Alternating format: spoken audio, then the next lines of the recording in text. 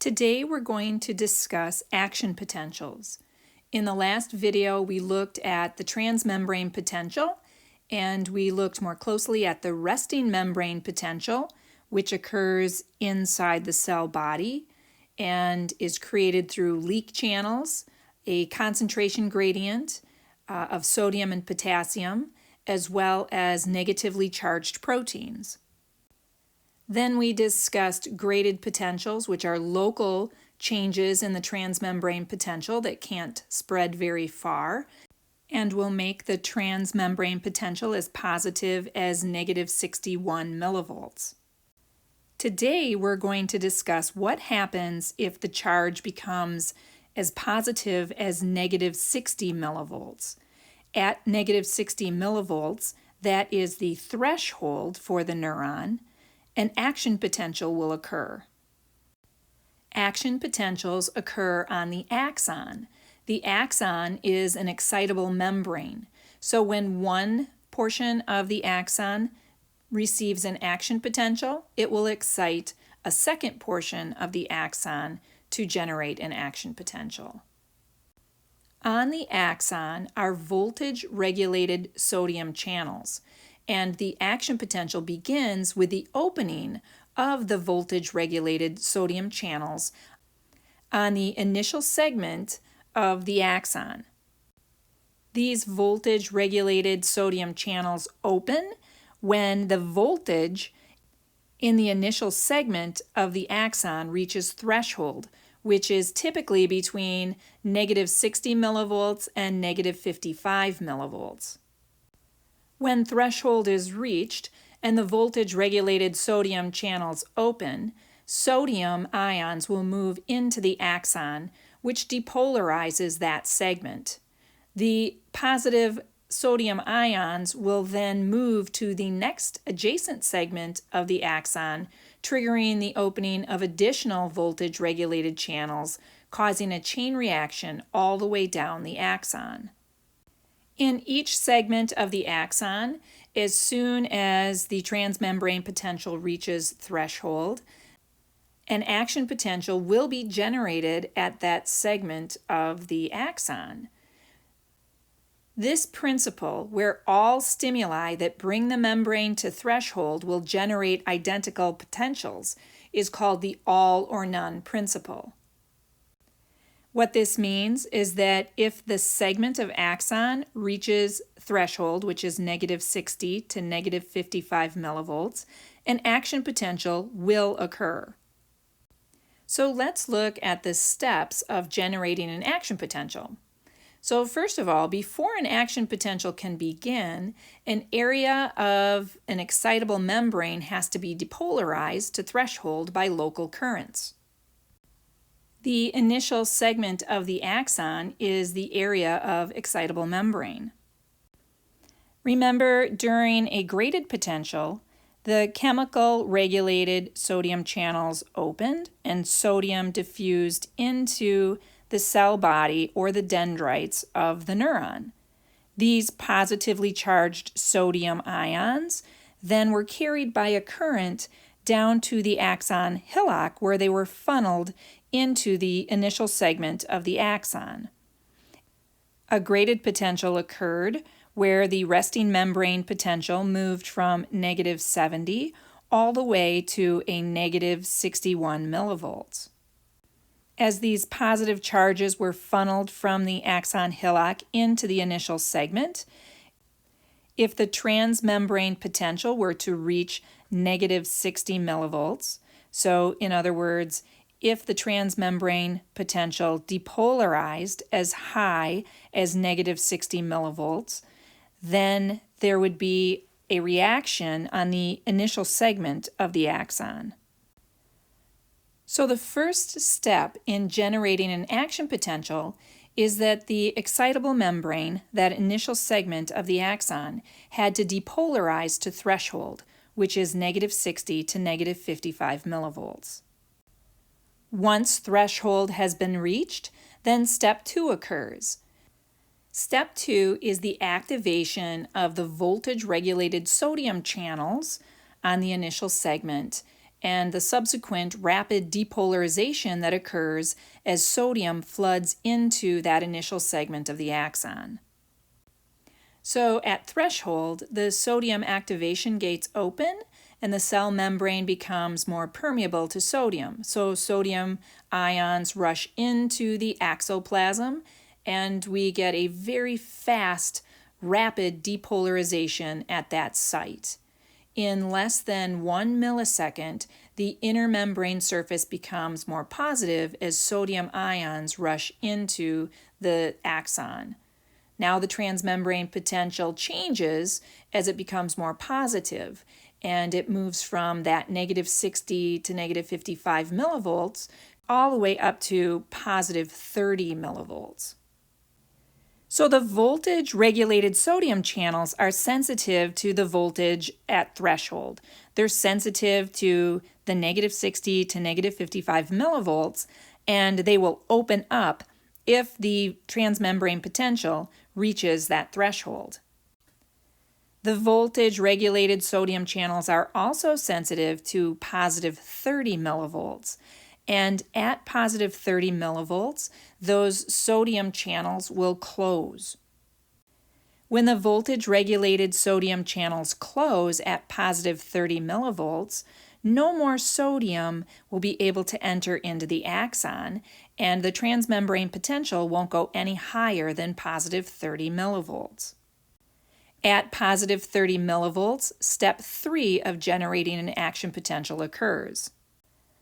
At +30, the sodium channels become inactivated and the potassium channels become activated. So in other words, the sodium channels close, but the potassium channels open.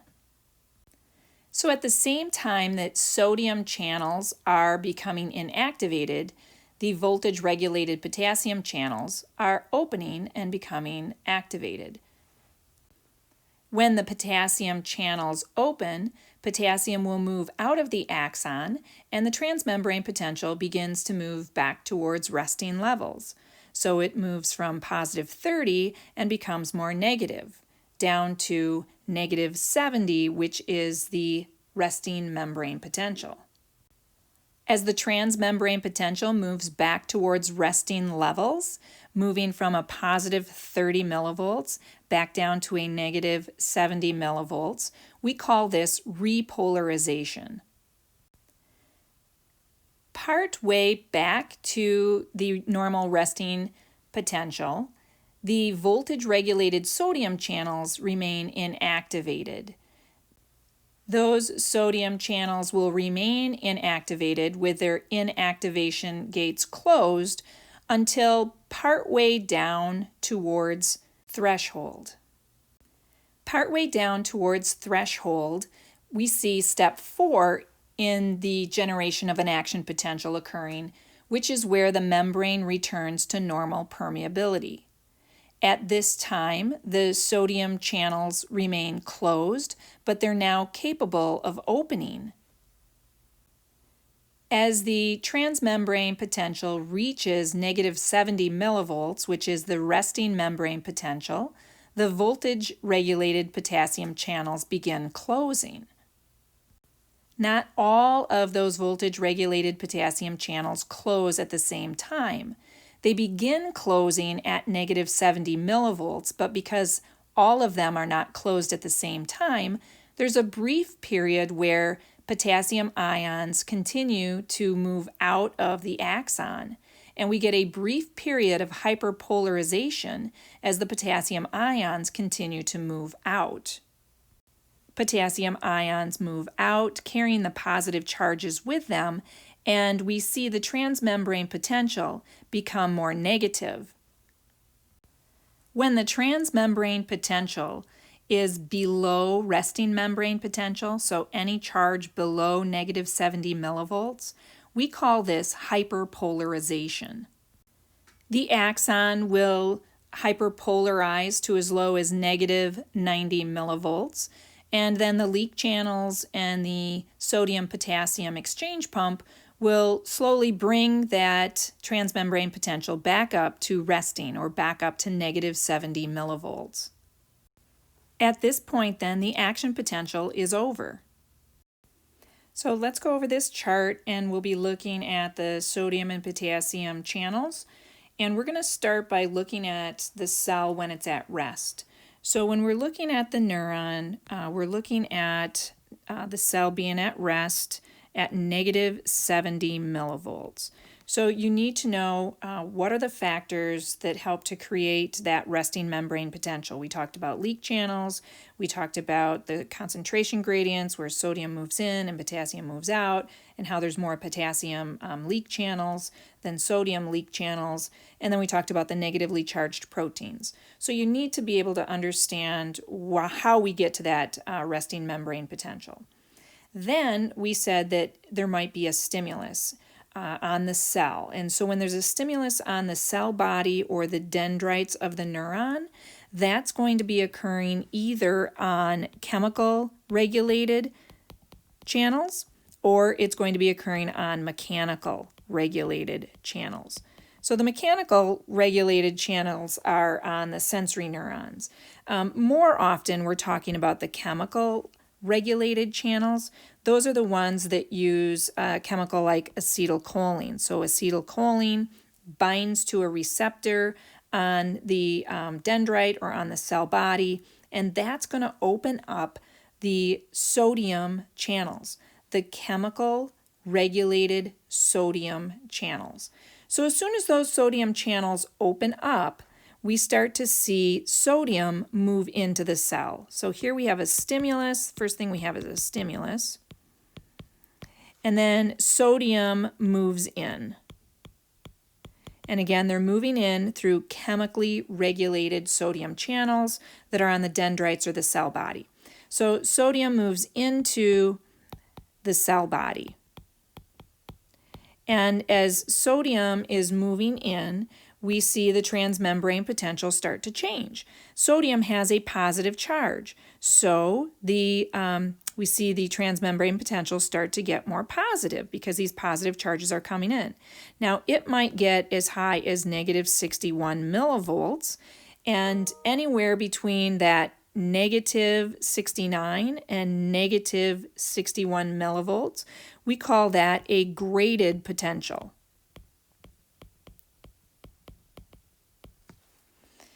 So sodium's moving in. It's a very localized change. It's not going to go any further than the cell body or the axon hillock. It's not strong enough to stimulate any of the voltage-gated channels on the axon, so it will really not go any further than the axon hillock. However, the charge is getting more positive. It's going from a negative 69 to a negative 61, and we call this depolarization. So it depolarizes as it starts to get more positive, as the transmembrane potential gets more positive. Then, if that transmembrane potential becomes enough positive, so if it actually hits negative 60 millivolts or all the way up to maybe negative 55 millivolts, we call that threshold. And threshold is an important voltage because at threshold, the sodium voltage-gated channels will open on the axon. So at threshold, sodium voltage-gated channels open on the initial segment of the axon, right? So now there are a lot of these sodium voltage-gated channels, and sodium floods into that axon. And it's flooding in, and it's going to create an even more positive transmembrane potential in that axon, so that we start to see this really rapid depolarization all the way up to positive 30. Okay, and since it is occurring so rapidly, much more, you see a much steeper angle here than we did with the graded potential. Since it's so rapid, we start to call this one rapid depolarization. So any time the transmembrane potential becomes more positive, it's called depolarization. But when we hit threshold all the way up to positive 30 millivolts, that's going to be rapid depolarization. Now at positive 30 millivolts, we have both the sodium channels and the potassium channels on the axon, which are voltage regulated, so that means they're sensitive to voltage. Both of those channels are sensitive to positive 30. So at positive 30, we see two things. We see sodium channels close. Okay, again, these are both voltage regulated because they are sensitive to that voltage number.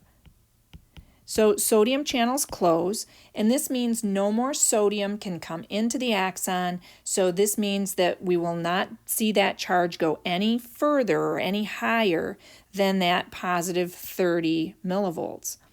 And at the same time, we see that potassium channels open. Now we know that potassium wants to leave the cell. So potassium will leave the axon and carry its positive charge with it, and that charge then, which is positive 30 inside the axon, will become more negative because potassium is leaving the axon. So as potassium leaves, then we see that the charge becomes more negative. Now about midway down, as it's starting to get midway to threshold, and again, threshold is that negative 60 to negative 55 millivolts. Okay, that's threshold.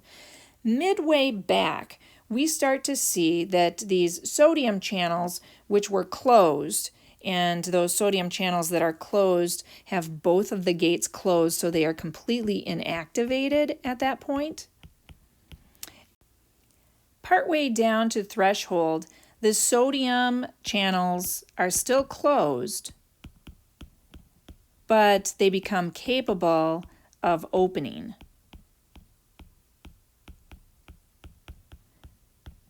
Right, so this is going to be important when we start to look at refractory periods. So they're closed, but if there's a big enough stimulus, they could actually open up. Potassium continues to move out of the axon, and repolarization continues until the cell reaches resting potential, which is negative 70 millivolts. At that time, the potassium channels begin to close. Not all of the potassium channels close at the same time, so some potassium continues to leak out of the cell, continuing to make the inside of that cell more negative, and that transmembrane potential could go as low as negative 90 millivolts, which is equilibrium. By the time the transmembrane potential reaches negative 90 millivolts, then all the potassium channels are closed, and at that time then the cell will begin its ascent back up to resting membrane potential. And what brings it back up to that resting membrane potential are things that we've already discussed: the leak channels, the concentration gradient of sodium and potassium, as well as the sodium-potassium exchange pump. As the charge dips below resting membrane potential, we call that hyperpolarization.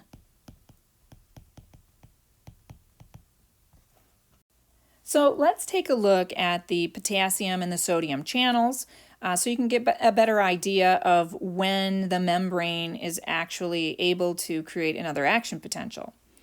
So first of all, let's look at the potassium voltage-gated channels. So here we see the potassium channel, and that's there's a gate on it, and here's the gate right here. So there's really only one gate on that potassium gate. It's either closed, like what you see here, or it would be open so that potassium could travel through it. Now, sodium-gated channels are a little bit different. They have two gates on them. So sodium has, we can see here, there's the gate right there, and then there is one gate that's on one side, and that is the inactivation gate. There's another gate on the other side of the sodium channel, and that is called the activation gate.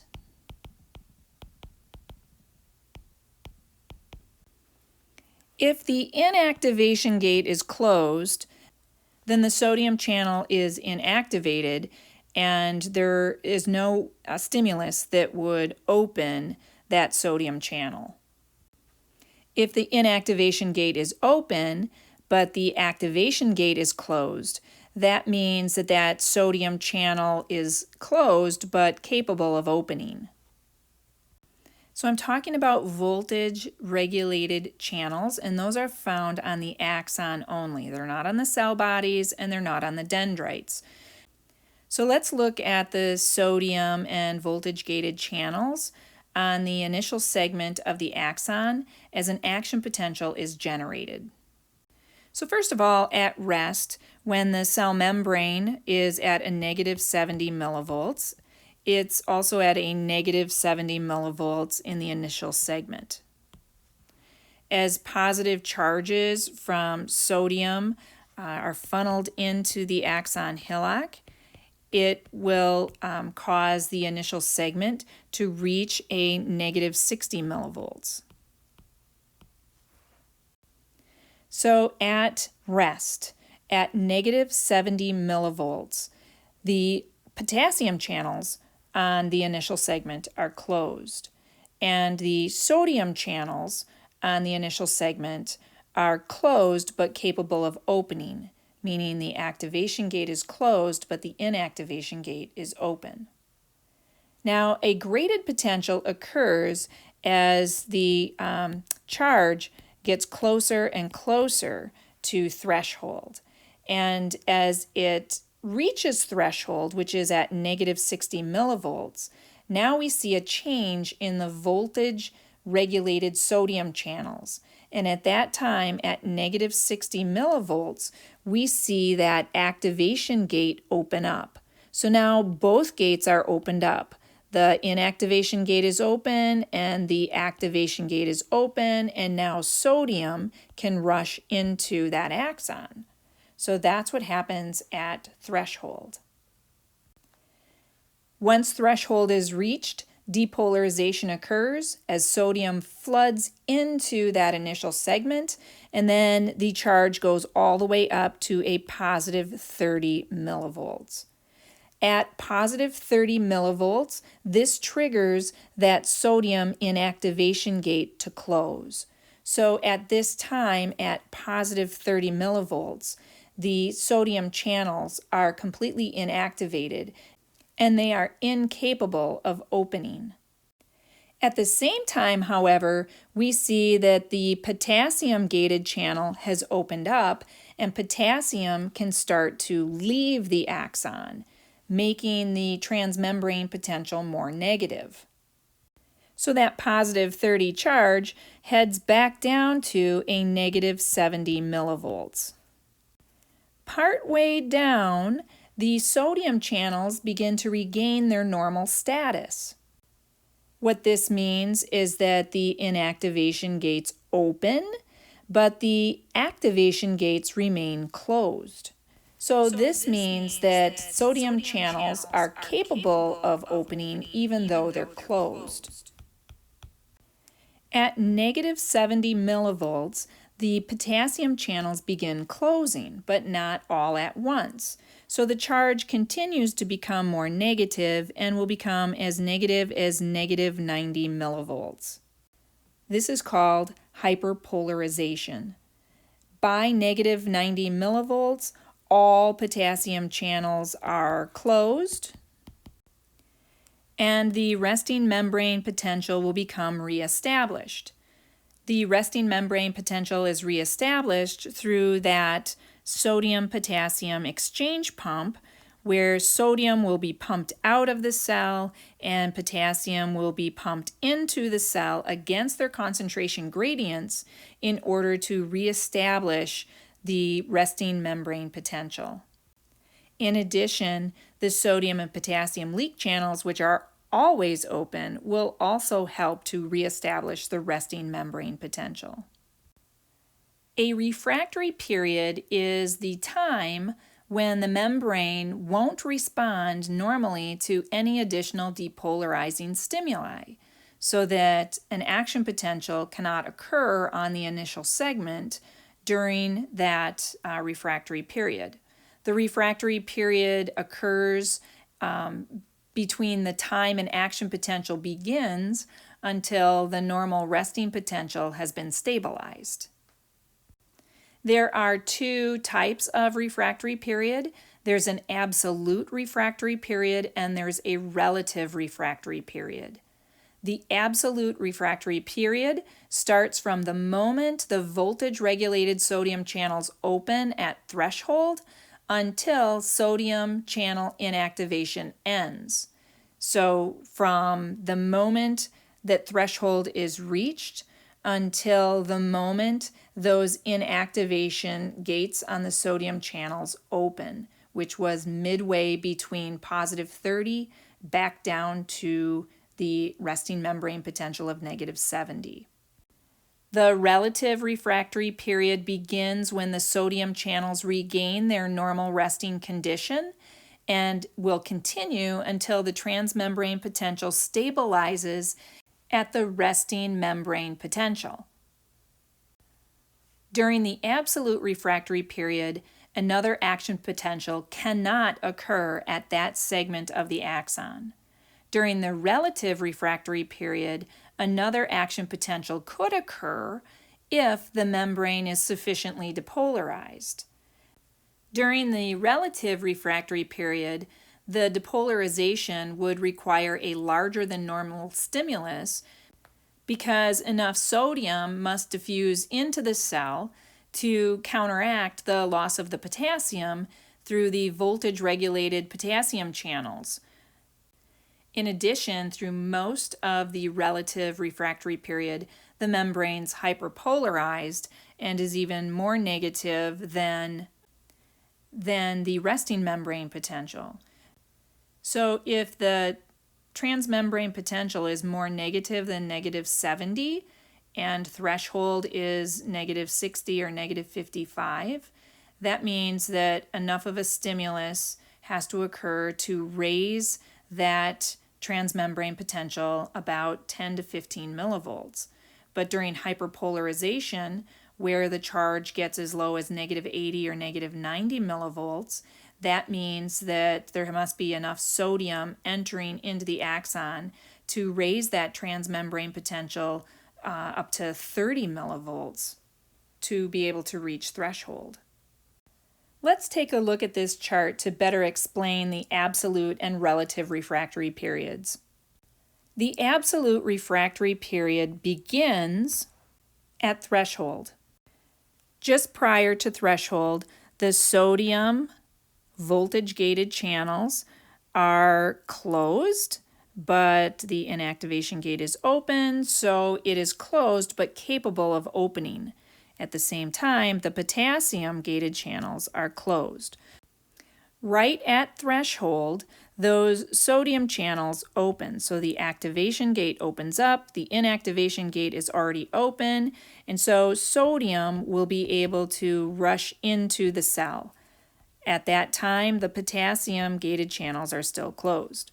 So this is the beginning of the absolute refractory period, when those sodium voltage-gated channels open.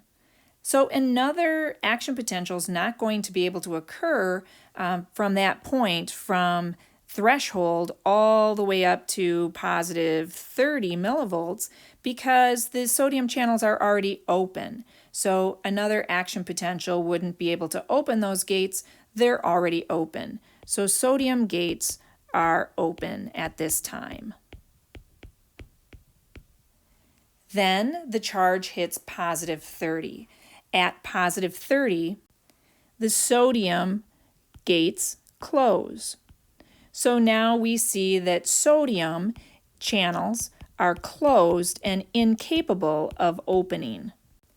We also know at that time those potassium-gated channels open, and now potassium can start to leave the cell. As potassium begins to leave the cell, the transmembrane potential becomes more negative. About midway down, halfway to the resting membrane potential, the sodium channels regain their normal resting condition. What that means, if we look back at their normal resting condition, that means that the activation gate remains closed, but the inactivation gate is now open. And this tells us that the sodium gates are closed, but they are now capable of opening. And the potassium gates are still open, so potassium continues to leave the cell, leave the axon.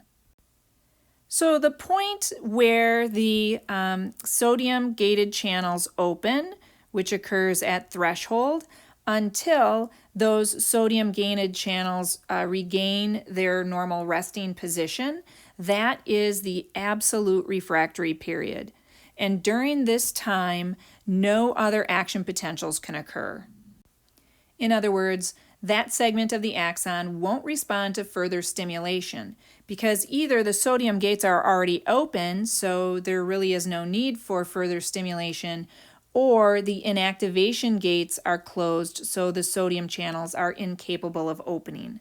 So that's absolute refractory period. Another action potential cannot occur at that segment of the axon during the absolute refractory period.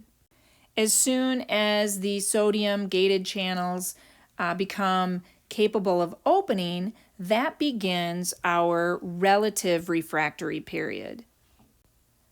The voltage regulated sodium channels remain in this position as the transmembrane potential reaches negative 70 millivolts and then down to negative 90 millivolts and then back up to resting membrane potential.